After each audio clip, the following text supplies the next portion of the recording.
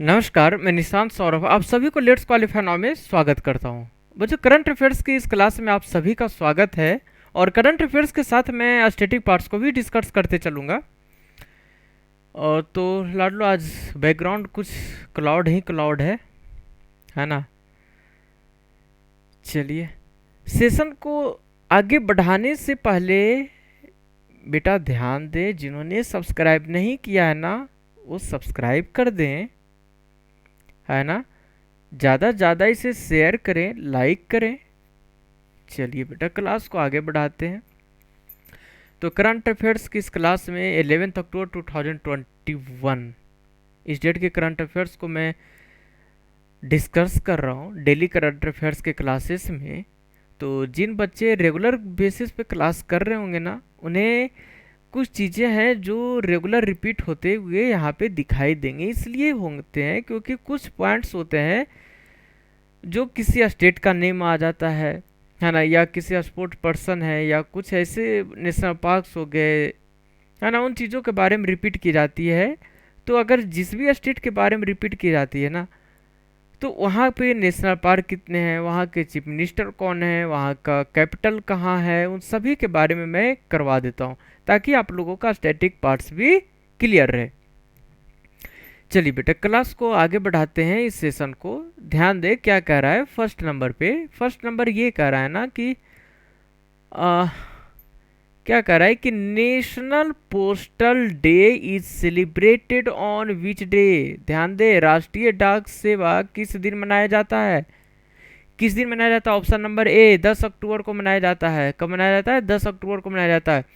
और 9 अक्टूबर को क्या मनाया जाता है? 9 अक्टूबर को भी पोस्टल डे मनाया जाता है, लेकिन बेटा ये वर्ल्ड पोस्टल डे मनाया जाता है ना। विश्व डाक दिवस मनाया जाता है। और इसी को देखते हुए भारत में भी 10 अक्टूबर को डाक दिवस मनाने जाने लगा। तो जब नेशनल पोस्टल डे की बात की जाएगी ना, तो इसका आंसर हो जाएगा 10 अक्टूबर। अब बाकी जो तीन ऑप्शंस हैं यहाँ पे 9, 4, 7 अक्टूबर, इन चीज़ों, इन डेट्स को भी देख लेते हैं कि यहाँ पे कौन कौन से डेट्स को सेलिब्रेट किए जाते हैं, कौन से डे सेलिब्रेट किए जाते हैं।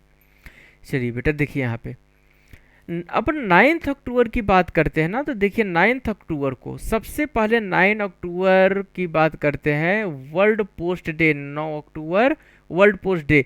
इस दिन जो यूनिवर्सल पोस्टल यूनियन है ना, इस्टेब्लिश हुआ था। जो यूनिवर्सल पोस्टल यूनियन है, इसकी स्थापना की गई थी 9 अक्टूबर को। और इसीलिए hence world post day is celebrated on 9 अक्टूबर। और इसीलिए 9 अक्टूबर को विश्व डाक दिवस मनाया जाता है। यूनिवर्सल पोस्टल यूनियन की स्थापना जो 9 अक्टूबर को हुई थी, तो इसी के लिए वर्ल्ड पोस्ट डे मनाया जाता है, 9 अक्टूबर को मनाया जाता है। अब बेटा, जब 9 अक्टूबर को मनाया जाता है ना, तो इसी को देखते हुए 10 अक्टूबर को भारत में क्या मनाने जाने लगा? नेशनल पोस्टल डे मनाने जाने लगा। ठीक है, आप लोग इसे नोट करते चल रहे हैं ना, जब भी बैठे पेन और कॉपी साथ लेकर बैठे। ठीक है, चलिए यहाँ पे क्या कह रहा है कि देखिए, days celebrated in months of October. अक्टूबर के महीने में मनाए जाने वाले दिन। अक्टूबर के डे में कौन कौन से दिन को, किस डे को सेलिब्रेट किया जाता है? 1 अक्टूबर की बात की जा रही है। 1 अक्टूबर की तो वर्ल्ड वेजिटेरियन डे मनाया जाता है, विश्व शाकाहारी दिवस मनाया जाता है।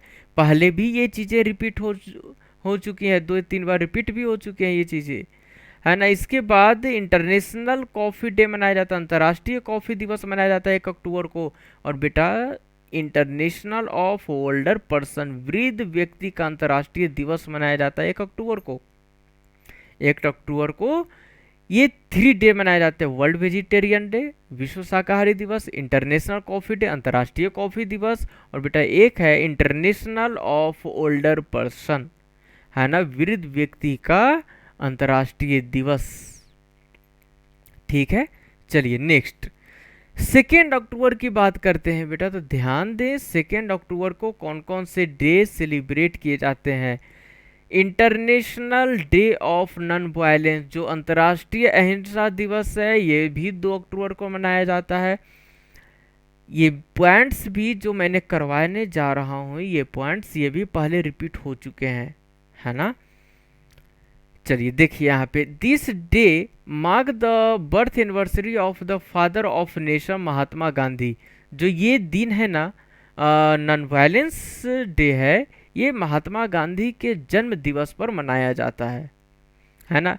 क्या लिखा हुआ है यहाँ पे कि इस दिन राष्ट्रपिता महात्मा गांधी की जयंती है।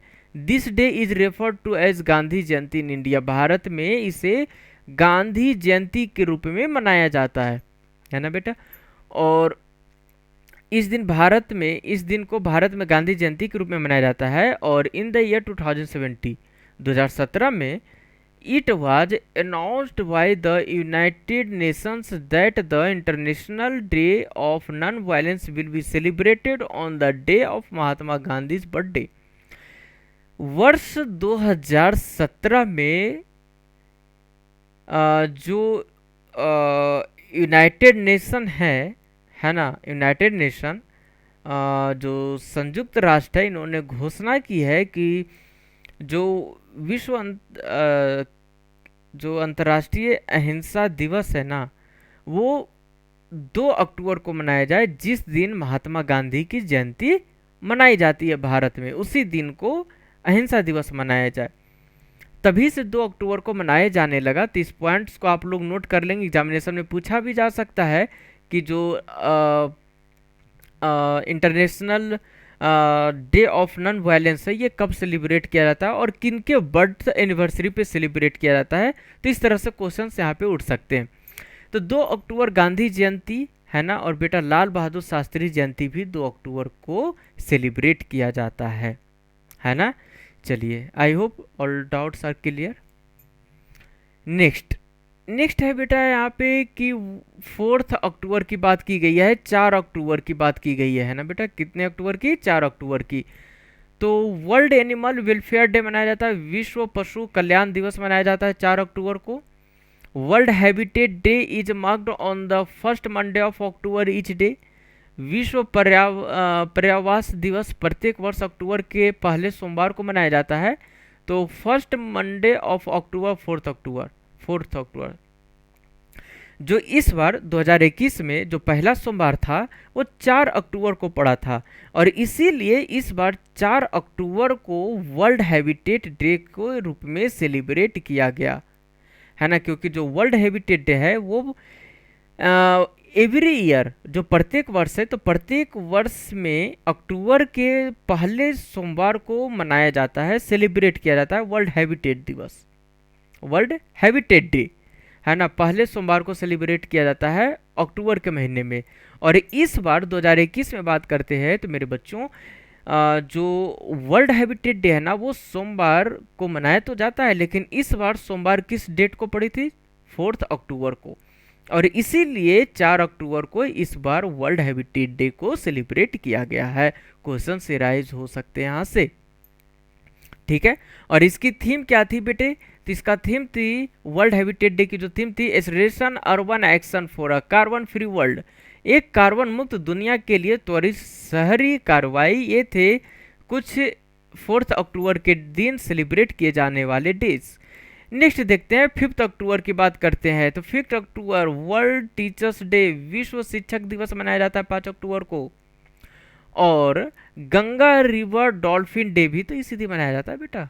गंगा नदी डॉल्फिन डे ये भी रिपीट हो चुके हैं, है ना, दोनों पॉइंट। ध्यान रखें, 5 अक्टूबर को वर्ल्ड टीचर डे, 5 अक्टूबर को ही सेलिब्रेट किया जाता है Ganga river dolphin day celebrate किया जाता है। और अगर पूछा जाए कि टीचर्स डे कब सेलिब्रेट की जाती है इंडिया में, तो ध्यान रखें बेटा, वो है 5 सितंबर को। कब? 5 सितंबर को सेलिब्रेट किया जाता है भारत में शिक्षक दिवस के रूप में, ठीक है। आगे बढ़े, चलिए देखिए नेक्स्ट नंबर क्या कह रहा है बच्चों, ध्यान दें यहाँ पे कि 7 अक्टूबर की बात की गई है। 7 अक्टूबर को वर्ल्ड कॉटन डे सेलिब्रेट किया जाता है, विश्व कपास दिवस मनाया जाता है 7 अक्टूबर को। और 8 अक्टूबर की बात करते हैं बच्चे, तो यह है Indian air force day, IAF day, भारतीय वायुसेना दिवस। 8 अक्टूबर 2021 को 89 फाउंडेशन डे सेलिब्रेटेड है ना, जो 89 स्थापना दिवस मनाया गया था 2021 में 8 अक्टूबर को, है ना। और जो एयरफोर्स के बारे में बात की चल ही रही है, तो इसमें देख ले कि जो new chief of air staff बने हैं एयरफोर्स में, इंडियन एयरफोर्स में, तो किन्हें नियुक्त किया गया है? तो वो है विवेक राम चौधरी। विवेक राम चौधरी को भारतीय वायुसेना के नए chief of air staff CAS के रूप में नियुक्त किया गया है। New chief of air staff CAS of the Indian air force. ये पॉइंट रिपीट हो चुके हैं पहले भी। चलिए नेक्स्ट, 8 अक्टूबर की बात की गई है, तो 1 अक्टूबर 2021 89th फाउंडेशन डे सेलिब्रेटेड। 8 अक्टूबर 2021 को 89वां स्थापना दिवस मनाया गया एयरफोर्स का, वायुसेना का। और फर्स्ट एयरफोर्स चीफ, पहले एयरफोर्स चीफ कौन थे बेटा? वो थे एयर मार्शल सुब्रतो मुखर्जी। ये थे फर्स्ट एयरफोर्स चीफ थे, है ना, जो भारतीय वायुसेना के प्रमुख थे, मार्शल सुब्रतो मुखर्जी ये थे। तो इन चीज़ों को आप लोग नोट करते चलेंगे, एग्जामिनेशन में पूछे जाते हैं। अब अगर इंडियन एयरफोर्स की स्थापना की बात करते हैं तो ये 8 अक्टूबर 1932, 8 अक्टूबर 1932 को ब्रिटिश एम्पायर के द्वारा, अंग्रेज साम्राज्य के द्वारा इसकी स्थापना की गई, इसकी मान्यता दी गई, है ना, भारतीय वायुसेना को। चलिए नेक्स्ट, सेकेंड नंबर क्या कह रहा है कि national tiger conservation authority has approved the Chhattisgarh government's proposal to declare the combined area of the Guru Ghasidas national park and Tamor Pingla wild life sanctuary as a tiger reserve, है ना। This is the dash tiger reserve in Chhattisgarh. मतलब ये कह रहा है बेटा कि जो राष्ट्रीय बाघ संरक्षण है ना, जो बाघी राष्ट्रीय बाघ संरक्षण प्राधिकरण ने छत्तीसगढ़ सरकार के जो गुरु घासीदास राष्ट्रीय उद्यान है और जो तामूर पिंगला वन जीव अभयारण्य है ना, इनको मिलाकर संयुक्त रूप से इन्हें टाइगर रिजर्व में घोषित किया जाए, टाइगर रिजर्व बनाया जाए। तो जब ये टाइगर रिजर्व बन जाएगा ना बेटा, तो ये कैमा स्थान पे टाइगर रिजर्व बनेगा? इसका कौन सा स्थान है? तो आंसर है 4th, ये चौथा टाइगर रिजर्व बनेगा। ये कहाँ का? तो ये है बेटा छत्तीसगढ़ का। ध्यान दे क्या कर रहा है क्वेश्चन में बेटा, क्वेश्चन में ये कर रहा है कि जो गुरु घासीदास राष्ट्रीय उद्यान है ना, गुरु घासीदास राष्ट्रीय उद्यान और जो तैमूर वाइल्ड लाइफ सेंचुरी है, जो Tamor Pingla wild life sanctuary है, ये दोनों को कंबाइंड रूप से मिलाकर टाइगर रिजर्व के रूप में घोषित किया जाए, टाइगर रिजर्व बनाया जाए, बाघ संरक्षण बनाया जाए, है ना। तो ये जो टाइगर रिजर्व बनेगा ना, तो ये किस पोजीशन पे होगा? कैमरा नंबर पे ये टाइगर रिजर्व बनेगा, तो ये है 4th नंबर पे। अब यहाँ पे देखते हैं कि जब 4th नंबर पे ये है तो और बाकी कौन कौन है 1st, 2nd, 3rd पे? तो बेटा ध्यान दे, 1st नंबर पे है इंद्रावती टाइगर रिजर्व, पहला नंबर पे इंद्रावती टाइगर रिजर्व है। दूसरे नंबर की बात करते हैं तो उदंती सीता नदी टाइगर रिजर्व है ना। दूसरा नंबर पे उदंती सीता नदी टाइगर रिजर्व। और 3rd नंबर की बात करते हैं मेरे बच्चे, तो वो है अचना कमर वाइल्ड लाइफ सेंचुरी, अचना कमर वन्य जीव अभयारण्य, यह है 3रा नंबर पे। और 4था नंबर पे कौन हो जाएगा? 4था नंबर पे बेटे ये दोनों को मिलाकर, किसको मिलाकर? गुरु घासीदास और Tamor Pingla wild life sanctuary को मिलाकर टाइगर रिजर्व बनाया जाएगा, तो ये हो जाएगा 4th पोजीशन पे। चलिए next, which state government has recently launched mission Kavach कुंडल? किस राज्य सरकार ने मिशन कवच कुंडल को लॉन्च किया है? किस गवर्नमेंट ने? तो महाराष्ट्र गवर्नमेंट ने इसे लॉन्च किया है। किसने किया है? महाराष्ट्र ने। Option number C, Maharashtra government ने जो मिशन कवच कुंडल है इसे लॉन्च किया गया। एक्चुअली इस मिशन में क्या था कि इस मिशन में टारगेट बनाकर रखा गया था कि 15 लाख पर्सन्स को वैक्सीनेशन करा दिया जाए, और वो कब तक? तो 15 अक्टूबर तक करा दिया जाए।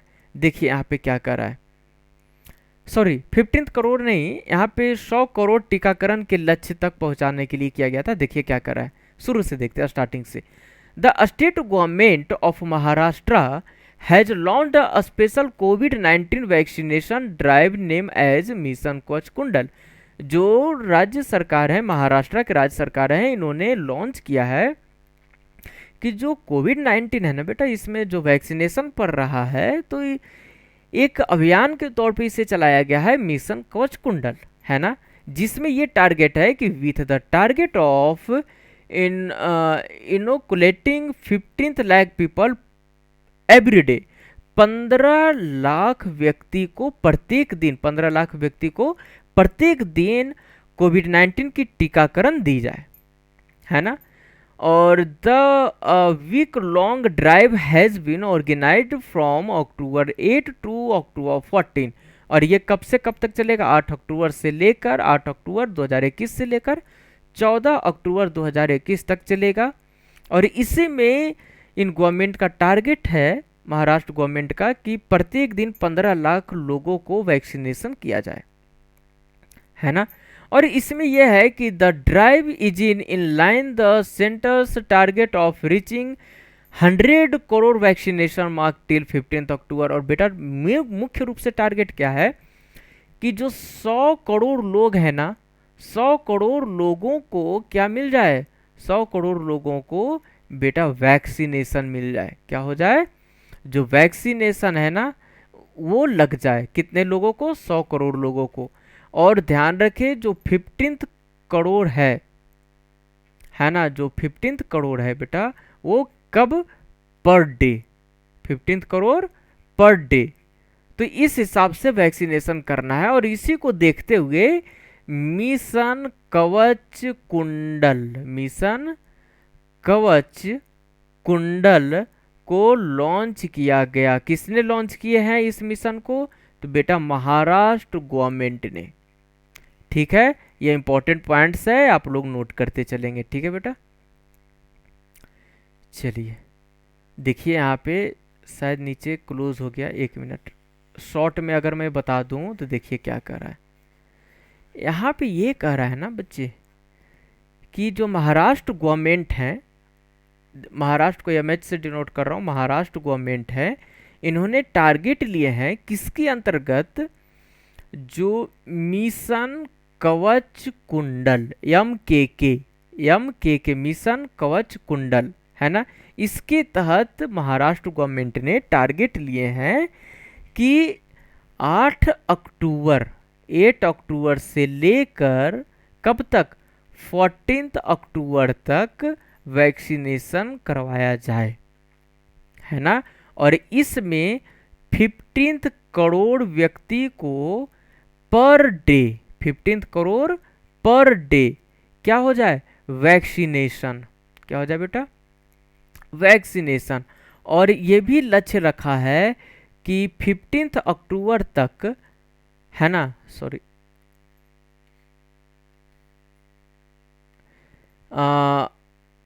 15 अक्टूबर तक ये लक्ष्य रखे हैं कि 100 करोड़ लोगों को क्या हो जाए? वैक्सीनेशन मिल जाए। कितने लोगों को? 100 करोड़ लोगों को। तो ये थे कुछ शॉर्ट में, है ना, शॉर्ट में ये पॉइंट्स थे, तो आप लोग इसे देखते चलेंगे। अगर चलिए कोई नहीं, आगे देखते हैं। तो वही कह रहा है कि महाराष्ट्र की राज्य सरकार ने प्रतिदिन 15 लाख लोगों को टीकाकरण लगाने के लक्ष्य के साथ मिशन कवच कुंडल नामक एक विशेष कोविड 19 टीकाकरण अभियान शुरू किया है ना बेटा। वही चीज़ मैंने बताया शॉर्ट में। सप्ताह भर चलने वाले इस अभियान का आयोजन 8 अक्टूबर से 14 अक्टूबर 2021 तक किया गया है। और यह अभियान केंद्र के 15 अक्टूबर 2021 तक 100 करोड़ टीकाकरण के लक्ष्य तक पहुंचाने के लक्ष्य के अनुरूप है। तो ये चीज़ें थी यहाँ पे। चलिए, तो आई होप आप लोगों को समझ में आ गया होगा ये छोटे छोटे पॉइंट्स, है ना। चलिए आगे बढ़े, देखिए क्या कर रहा है आगे। आगे ये कर रहा है, अब महाराष्ट्र के बारे में बात की गई है तो बेटा थोड़ा सा महाराष्ट्र के बारे में जान ले, है ना। महाराष्ट्र के बारे में भी कई बार रिपीटेशन हो चुकी हैं पहले भी। तो महाराष्ट्र की अगर सेकेंड प्लेस पे है, जो महाराष्ट्र है वो दूसरे पोजीशन पे आता है। किस में? जनसंख्या में, जनसंख्या में दूसरे पोजीशन पे आता है। और बेटा अगर पॉपुलेशन के अनुसार, अगर पॉपुलेशन के अनुसार, मैं जनसंख्या के अनुसार बात करूं कि बेटा पहला स्थान जनसंख्या के आधार पे फर्स्ट पोजीशन, यानी कि पहला स्थान किसे मिलता है? तो वो होता है उत्तर प्रदेश। उत्तर प्रदेश होता है, है ना, उत्तर प्रदेश। अब उत्तर प्रदेश ये जनसंख्या के मामले में पहला स्थान पे है, उत्तर प्रदेश, है ना।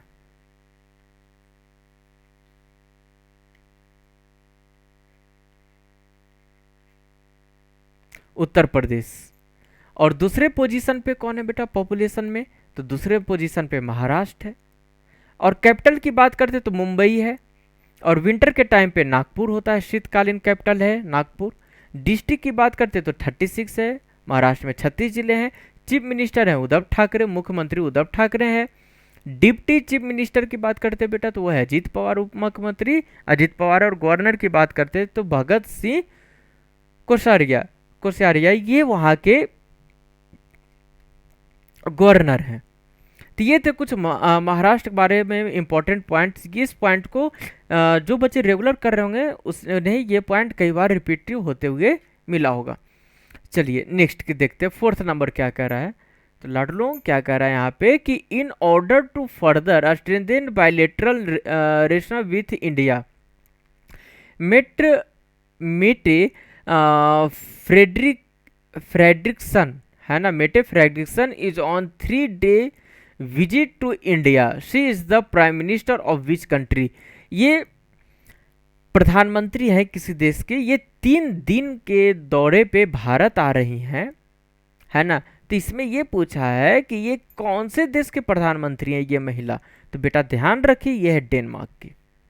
कहाँ की? ऑप्शन नंबर बी, डेनमार्क की प्रधानमंत्री हैं। कौन है? तो मेटे फ्रेडरिक्सन, मेटे फ्रेडरिक्सन ये डेनमार्क की प्रधानमंत्री हैं, है ना। और ये 3 दिन की भारत यात्रा पे आ रही हैं। और जब ये भारत आई है बेटा तो कुछ इंपॉर्टेंट पॉइंट भी, अब कोई घूमने थोड़ी आएंगे, है ना। यहाँ पे 4 महत्वपूर्ण बिंदुओं पर लेकर 4 महत्वपूर्ण एग्रीमेंट किए गए हैं यहाँ पे, है ना। तो उसको बाद में देखते हैं, पहले डेनमार्क के बारे में जान लेते हैं। तो बेटा ध्यान दें यहाँ पे कि अगर अपन डेनमार्क की बात करते हैं ना तो ये एक यूरोपियन कंट्री है, यूरोपीय देश है ये, है ना। यूरोप कंटिनेंट में पड़ता है ये डेनमार्क, ठीक है बेटा। और कैपिटल की बात करते हैं वो है कोपेनहेगन, कोपेनहेगन वहाँ की कैपिटल है, राजधानी है। और करेंसी की बात करते हैं तो वह है डेनिश क्रोन, डेनिश क्रोन वहाँ की मुद्रा है। और प्राइम मिनिस्टर बेटा कौन है? मेटे फ्रेडरिक्सन, ये वहाँ की प्रधानमंत्री हैं, ठीक है। ये कुछ इंपॉर्टेंट पॉइंट्स थे। यहाँ से देखिए क्या है कि इसलिए मैं करवा रहा हूँ ना कि आप लोग एग्जामिनेशन में बैठे होंगे तो देखिए स्टैटिक पार्ट्स में तो ये सभी आ गया। देखिए कितना इंपॉर्टेंट है, स्टैटिक पार्ट्स में क्या क्या आ जाएगा? करेंसी आ जाएगा ना बेटा, है ना। प्राइम मिनिस्टर हैं किन्हीं भी कंट्री के, प्राइम मिनिस्टर अगर किन्हीं भी कंट्री के होंगे बेटा तो वो आ जाएंगे। प्रेसिडेंट की बात की जाएगी तो वो आ जाएंगे, एग्जामिनेशन में पूछ लिया जाएगा, ठीक है। और कौन से कंटिनेंट में है वो भी पूछ लेगा, ठीक है ना, ये पूछ लेगा। ये तो हो गए स्टैटिक पार्ट्स में।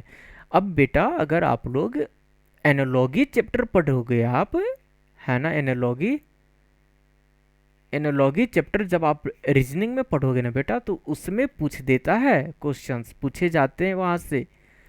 करेंसी से रहेगा, सुनिए, प्राइम मिनिस्टर रहेंगे, प्रेसिडेंट रहेंगे, इन सभी से क्वेश्चंस पूछे जाते हैं, है ना। इसके बाद अगर मैं बात करूं तो कंटिनेंट भी रहता है बेटा। इसके बाद अगर बात करते हैं तो स्टेट एंड कैपिटल रहता है। इसीलिए मैं यहाँ पे करवा दे रहा हूँ ताकि इन सभी चीज़ें कवर होते चले, है ना। तो ऐसा ना समझे कि स्टैटिक पार्ट्स कवर हो रहे हैं, नहीं, रीजनिंग का एनालॉगी पार्ट्स भी आपका कवर होते जा रहा है। ये क्या जीके से कम है ये? वहाँ भी जब रिलेशंस दिए जाते हैं ना, इंडिया का दे देगा, या अगर मान ले तो यूएसए का दे देगा करेंसी क्या है, और पूछ देगा कि बताइए कि जिसे अगर एनोलॉगी आप लोग पढ़े होंगे, मैं ज़्यादा नहीं समझाना चाह रहा हूँ कि किस तरह से पूछता है। देखिए मैं यहाँ पे बता दे रहा हूँ कि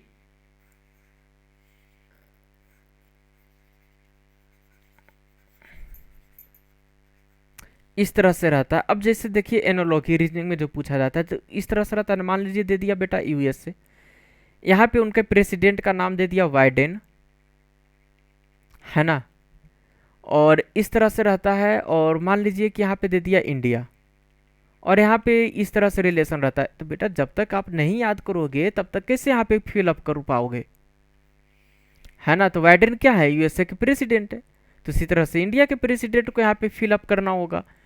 तो आप लोग, इसीलिए तो मैं स्टैटिक पार्ट्स को कवर करवा रहा हूँ, है ना।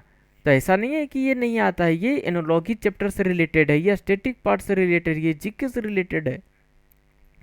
चलिए नेक्स्ट देखते हैं। तो अगर इंडिया के प्रेसिडेंट की बात करते हैं तो बेटा वो है रामनाथ कोविंद, है ना। चलिए नेक्स्ट है। अब देखिए कि जो prime minister of Denmark Mette Frederiksen is on 3 days visit to India, 3 दिन के दौरे पे भारत आ रही हैं 9 October to 11 October 2021, sorry 9 October to 11 October 2021। Denmark के प्रधानमंत्री मेटे फ्रेडरिक्सन 9 अक्टूबर से 11 अक्टूबर 2021 तक 3 दिवसीय भारत यात्रा पर हैं, है ना, 3 दिवसीय भारत यात्रा पे हैं। और बेटा ये भी ध्यान दे कि on October 9 2021 prime minister Narendra Modi held a bilateral with the Mette Frederiksen. मतलब ये कह रहा है कि 9 अक्टूबर 2021 को प्रधानमंत्री नरेंद्र मोदी ने मेटे फ्रेडरिक्सन के साथ द्विपक्षीय बैठक की है। और जब ये बैठक हुई है बेटा तो इसमें देखिए कि ये 4 चीज़ों को रखा गया है इंपॉर्टेंट। अब देखिए क्या है कि इसमें किन किन चीज़ों पे हस्ताक्षर हुआ है। तो सबसे पहले बेटा मैं बात करूं, यहाँ पे ग्राउंड वाटर को ध्यान रखा गया है ना, ग्राउंड वाटर को ध्यान रखा गया है यहाँ पे। और इसके बाद इसमें यह भी रखा गया कि जो ट्रेडिशनल नॉलेज है, डिजिटल लाइब्रेरी एक्सेस एग्रीमेंट किया गया है यहाँ पे, पारंपरिक ज्ञान डिजिटल लाइब्रेरी, इन चीज़ों पे ध्यान रखा गया है। अब क्या होता है देखिए एक एक करके। सबसे पहले बेटा अगर देखें यहाँ पे तो यहाँ पे बेटा ध्यान दे एक चीज़ आप लोग, कि अगर मैं बात करूं जैसे अंडरग्राउंड वाटर की बात करूं तो बेटा देखिए क्या होता है इसमें। अगर मैं अंडरग्राउंड वाटर की बात करूं ना तो देखिए क्या है कि अंडरग्राउंड जो वाटर है ना, तो पहला तो अंडरग्राउंड वाटर है, इसमें भूजल है। इसमें यह कहा गया कि जो आ,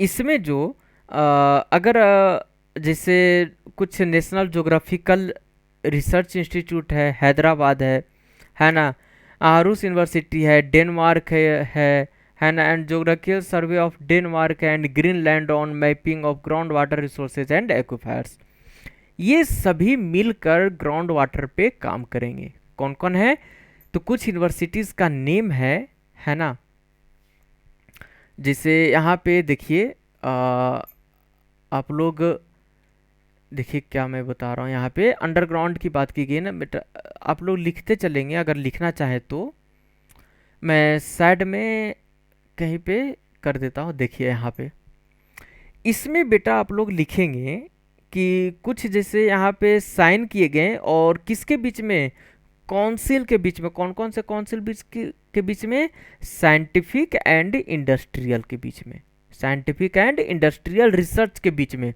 है ना। और वो साइंटिफिक इंडस्ट्रियल एंड रिसर्च कौन कौन है तो बेटा ध्यान रखें। एक है national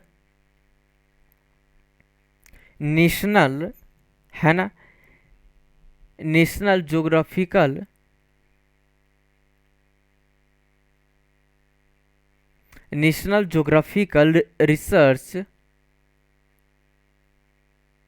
research institute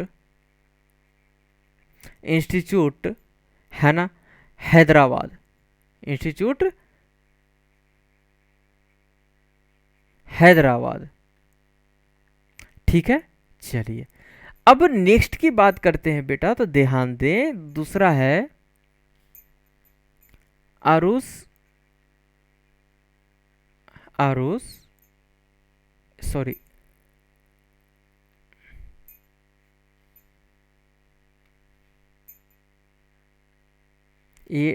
AARHUS, Aarush है ना। आरुष यूनिवर्सिटी, यूनिवर्सिटी को मैं UN करके लिख रहा हूँ, समझ जाएंगे आप लोग। इसके बाद डेनमार्क है बेटा, डेनमार्क है, और डेनमार्क एंड ज्योग्राफिकल, GEOGRAPHICAL,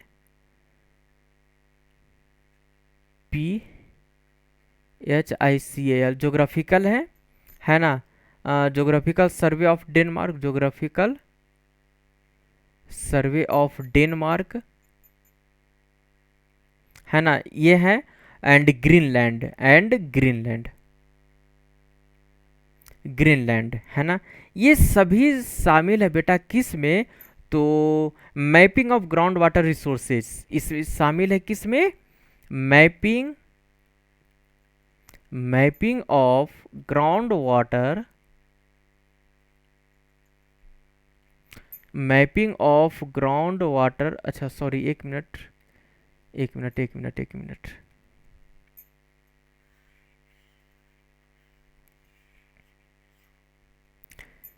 एक मिनट बेटा, एक मिनट, एक मिनट, आप लोग थोड़ा सा होल्ड करेंगे।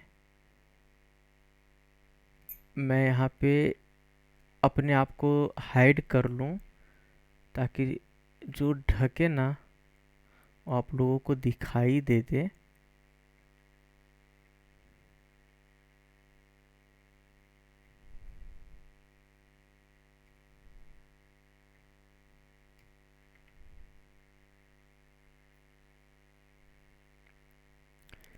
चलिए बेटा, मैं अभी हाइड हो रहा हूँ, ठीक है, ताकि आप लोगों को पूरी चीज़ें दिख जाए। चलिए ठीक है बेटा, फिर मैं मिलता हूँ, है ना। अभी मैं हाइड हो रहा हूँ, चीज़ों को समझाने के बाद फिर आते हैं। चलिए देखिए अब, ठीक है, देखिए क्या है अब यहाँ पे। अगर मैं बात करूँ तो बेटा देखिए, ज्योग्राफिकल सर्वे ऑफ कहाँ का, तो geographical survey of Denmark, geographical survey of Denmark, geographical survey of Denmark है ना।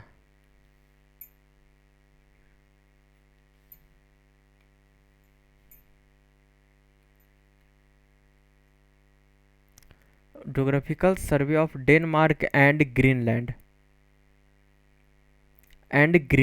है ना।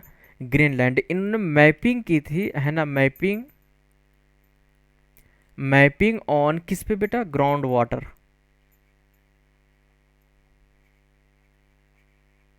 Mapping on ground water. तो ग्राउंड वाटर पे इन्होंने मैपिंग भी की थी, है ना, ताकि क्या किया जा सके, रिसोर्सेज, जो रिसोर्सेज है ना,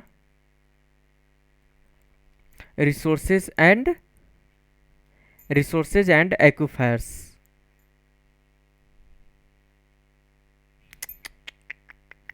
AQ है ये, AQUIF है ना, ERS ये है।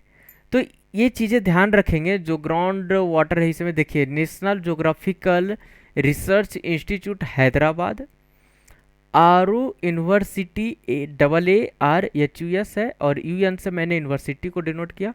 Denmark and geographical survey of Denmark and Greenland, इन्होंने मैपिंग की ताकि ग्राउंड वाटर के रिसोर्सेज और एक्विफायर्स कर सकें, है ना। चलिए इसे मैं मिटा रहा हूँ, अब आई होप आप लोग नोट कर लिए होंगे। नेक्स्ट पर ध्यान देते हैं बेटा। नेक्स्ट क्या है यहाँ पे, अगर अपन नेक्स्ट के बारे में देखें तो देखिए, traditional knowledge of digital library है ना, traditional knowledge of digital library.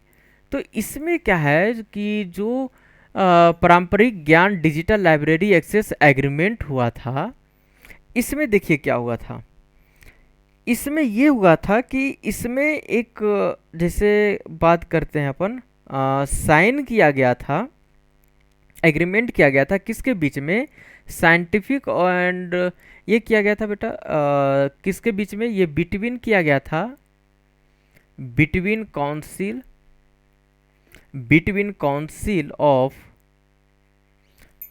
Of scientific and industrial,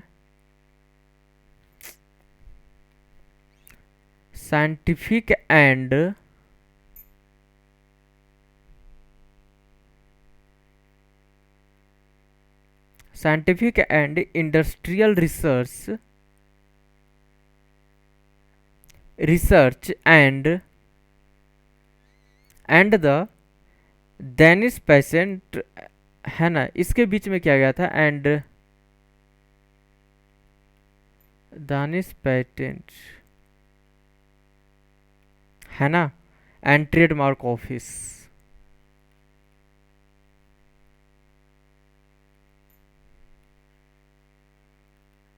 ठीक है बेटा, क्लियर, इसके बीच में किया गया था, एग्रीमेंट किया गया था, है ना, between council of scientific and industrial research and the Danish patent and trademark office. ठीक है, थर्ड नंबर पे देखे, मैं मिटा रहा हूं इसे, देखिए थर्ड नंबर पे क्या है कि थर्ड नंबर पे किया गया था natural refrigerant for tropical climates, इस पे किया गया था, मतलब कि जो उष्ण कटिबंधीय जलवायु के लिए जो प्राकृतिक रेफ्रिजरेंट है उस पे किया गया था बेटा। देखिए इसमें क्या था कि थर्ड नंबर पे इंस्टीट्यूट ऑफ साइंस जो बेंगलुरु का है, जो institute of T T I T U T E, sorry INSTITUTE, institute of science, institute of science, है ना, साइंस कहाँ पे बेटा, बेंगलुरु, बेंगलुरु, ठीक है, एंड बेंगलुरु एंड ये Danfoss industries and Danfoss, sorry, and Danfoss industrial, sorry, Danfoss industrial INDUSTR and Danfoss industrial private limited, इसके बीच में किया गया था बेटा। और इसी के लिए क्या किया गया था, इसी के लिए यहाँ पे स्थापना की गई थी, किस चीज की, इन्होंने स्थापना किया था बेटा, इसने स्थापना किया था, किन चीजों का स्थापना किया था, तो सेंटर ऑफ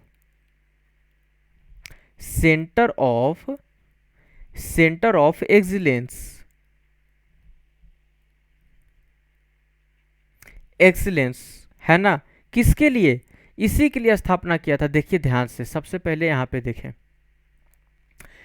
कि इन्होंने क्या किए थे बेटा, जो institute of science Bengaluru, institute of science Bengaluru and Danfoss industrial private limited, इन्होंने सेंटर ऑफ एक्सीलेंस की स्थापना की थी, ताकि ये जो है इसके लिए काम किया जा सके, किसके लिए, natural refrigerant for tropical climates, मतलब उष्ण कटिबंधीय जलवायु के लिए प्राकृतिक रेफ्रिजरेंट, है ना, इसके लिए काम किया जाए। और एक है बेटा स्किल डेवलपमेंट के लिए किया गया था, इसमें जो प्राइमरी स्किल्स थे ना उसकी पे ध्यान रखा गया था। स्किल डेवलपमेंट में बेटा ध्यान रखें किसके लिए किया गया था काम, जो प्राइमरी स्किल्स है ना, जैसे यहाँ पे क्या है, प्राइमरी स्किल है ना, और जो इसमें किया गया था एक्चुअली, देखिए ministry of skill development and entrepreneur, government of the Republic of India and the government of the kingdom of Denmark, इनके बीच में किया गया था। तो आई होप आप लोग लिख लिए होंगे। देखिए अब फोर्थ नंबर को मैं समझा रहा हूँ यहाँ पे कि किसके किसके बीच में किया गया था। देखिए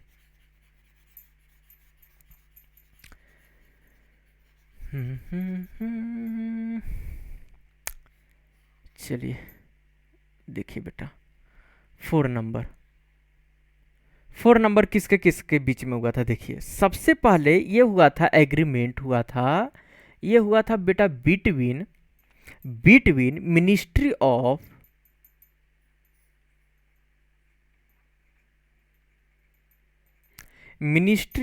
skill development, ministry of skill development, है ना, ministry of skill development and entrepreneurship, ENTRE है बेटा,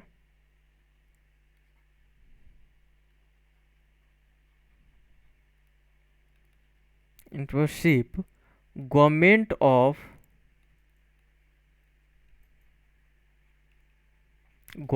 of India, government of India, है ना। और ये किसके बीच में हुआ था? एंड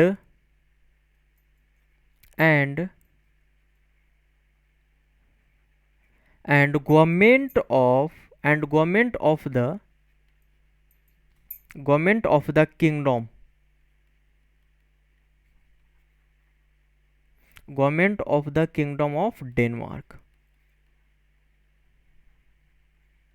इसके बीच में हुआ था एग्रीमेंट। तो ध्यान रखेंगे बेटा, किसके बीच में हुआ था?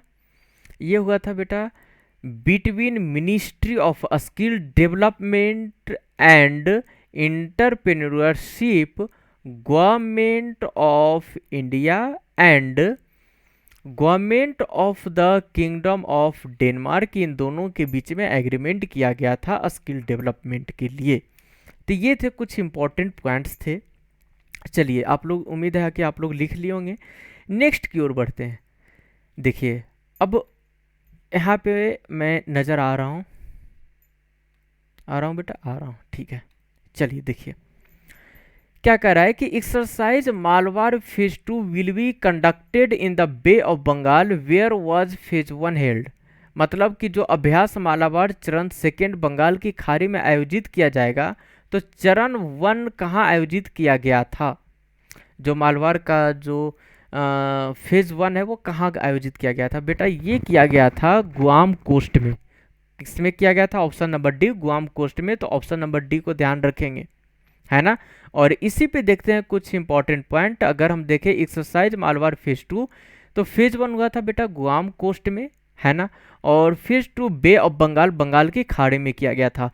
तो ध्यान रखें, Malabar is a naval exercise हुआ था और was first conducted in 1992 between the navies of India and USA. भारत और यूएसए के नौसेना के बीच पहली बार 1992 में हुआ था अभ्यास, है ना। तो वही चीज़ यहाँ पे कह रहा है कि मालाबार नौसेना की अभ्यास प्रथम बार 1992 में भारत और यूएसए के बीच हुआ था। और मालाबार एक्सरसाइज 2021, ये 25th एडिशन, मालाबार जो अभ्यास 2021, ये 25वां संस्करण हुआ था। तो ये थे कुछ करंट अफेयर्स के साथ स्टैटिक पार्ट्स भी मैंने करवा दिया। तो आई होप आप लोगों को अच्छा लगा होगा, इस सेशन में एंजॉय किए होंगे, बहुत सारी चीज़ें न्यूज़ सीखने को मिली हैं, कुछ चीज़ें स्टैटिक पार्ट्स को भी मिले हैं आप लोगों को। तो बेटा सेशन अच्छा लग रहा है, इसे ज़्यादा ज़्यादा शेयर करें, लाइक करें, कमेंट्स करें, है ना बेटा। और जिन बच्चों ने सब्सक्राइब नहीं किया है तो सबसे पहले हमारे YouTube channel let's qualify now को सब्सक्राइब कर दे बेटा। तो मुझे अच्छा लगा जो हमारे चैनल पे जुड़े हैं, हमारे चैनल से जुड़े हैं, है ना, जो वीडियो को देख रहे हैं, उनका very very thankful, thank you all of you. आप लोग टाइम निकालकर हमारे साथ जुड़े हैं, तो thanks for watching, subscribe, like and share. तो इसी के साथ फिर मिलना होगा बेटा आप लोगों से नेक्स्ट सेशन में। तब तक इजाज़त दें, जय हिंद।